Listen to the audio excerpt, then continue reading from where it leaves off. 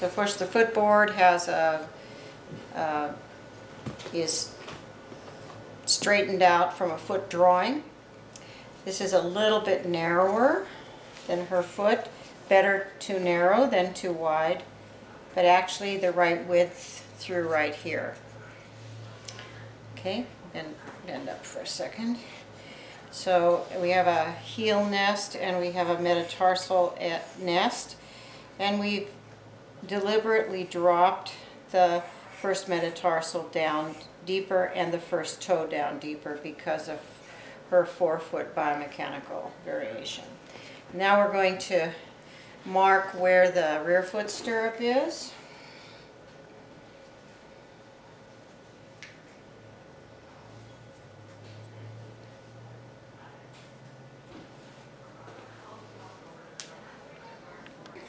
And then what we do is squeeze the soft tissue in the rear foot stirrup between the peroneal notch and the sustentaculum tali, and mark that on the board and find the middle point. So this, and I want to mark the base of fifth as well.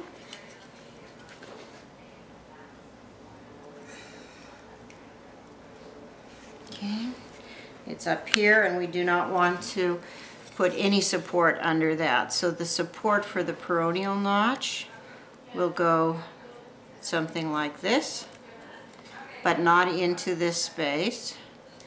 And the support for the medial arch is a little bit, not as far back under the heel, because then the space is shaped differently. And then forward, and not too much under the navicular or the shaft of the metatarsal, coming down like that.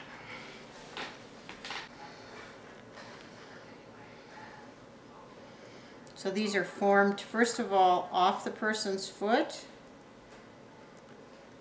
because otherwise they just would squish it.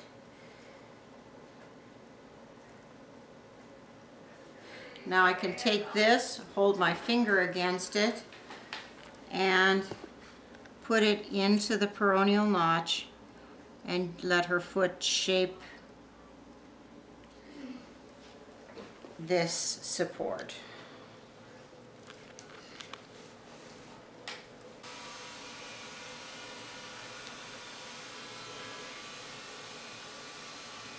This one has a little bit more volume in the back because the space under the sustentaculum tali is slightly bigger. So you see that this one comes a little bit deeper into the heel. That's the shape of the space. This one is more rounded. But they're equal height. We want to keep them equal height, and we want to keep the slopes equal as well, so that we train the sensory system back to midline.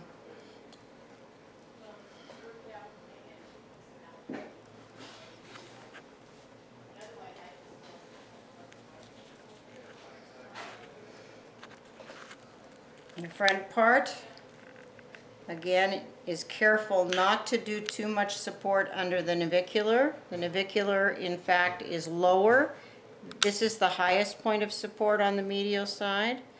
This comes down, and then you see this quite tapered off support under the first metatarsal. If you put too much support here or here, you can basically pitch the foot out and destabilize it laterally. And either the foot will go into supination or it will react in pronation against that force. But you basically make the foot unstable if you give too much support in those two areas. Okay? Notice here's the base of fifth. The other same thing happens here. If you get the plaster too far forward, then you tip under the bone and you destabilize the foot into pronation, midfoot pronation.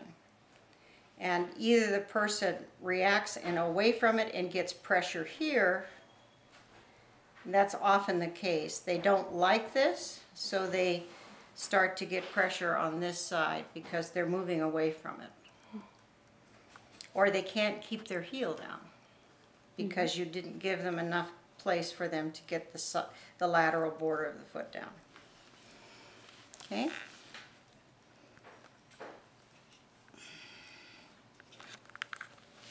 Now you can see that there looks like there's not enough room there, but if I hold and just do a natural spring action to her foot, that's the motion that you want. And you want that motion when the person takes a step in the orthosis. And the flexibility of the plastic also allows that to happen. So it's this natural spring action.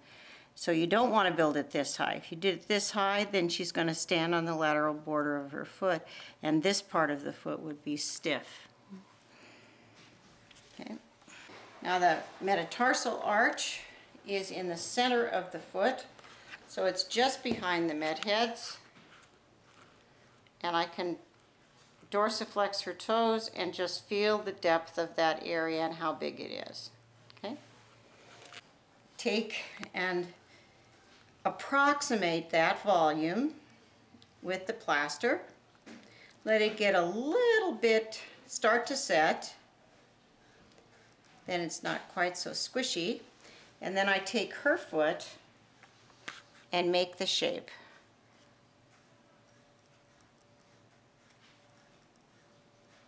And press down. So you see that this area is quite high. Now, sometimes we know that people don't tolerate as much support as in fact this area has. If I knew that when I'm molding, I might right here flatten it out a little bit, keeping the shape. Or the other way that I can do that is leave it as it is, and then in the rectification of the mold, put a little bit of plaster inside.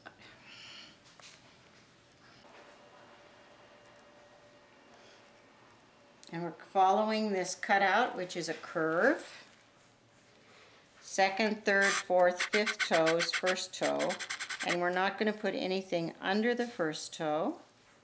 We're going to come over here and put a little bit higher support under the second and third toes. And that's because of the effect of the transverse arch of the foot. Okay, and we have to let that get a little bit set and get a little bit harder, so we're going to do the heel cut. It's kind of like the way my grandmother made pie. Pinch the crust around the edge of the pie. That way you get a kind of even cupping effect instead of a wall along the edge of the heel. Again, you use this to kind of guide sensory information and symmetry around midline. So you don't want to accidentally make the heel cup look like this or be too narrow or be too wide. So we start out with the shape, knowing that the board is about the width of her heel, and then we let her heel shape that little sensory nest in the back. So you're paying attention to the kind of general shape of her foot when I orient it in midline.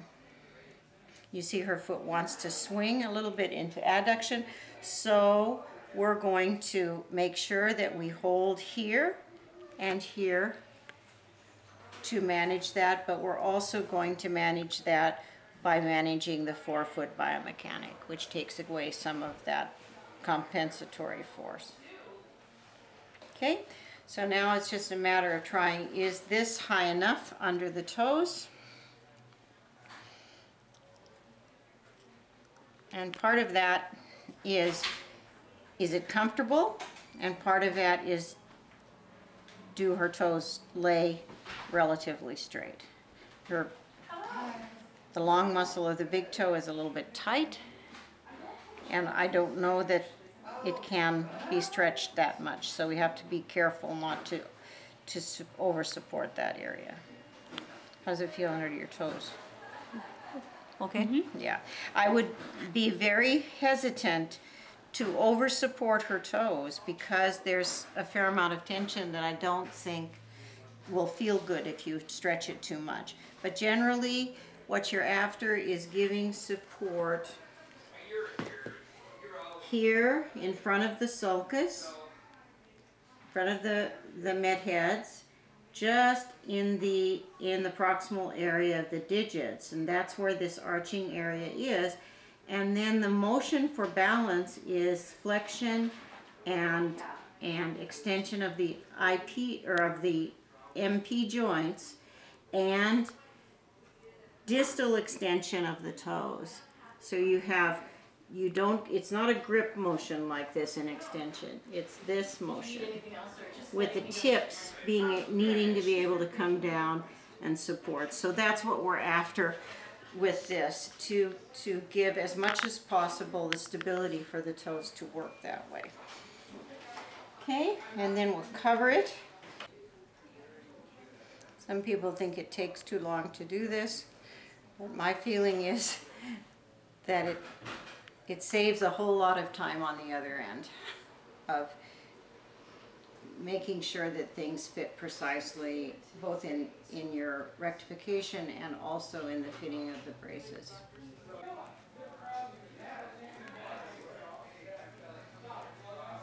Oh, I didn't bring any powder up. I'll go get it. Okay.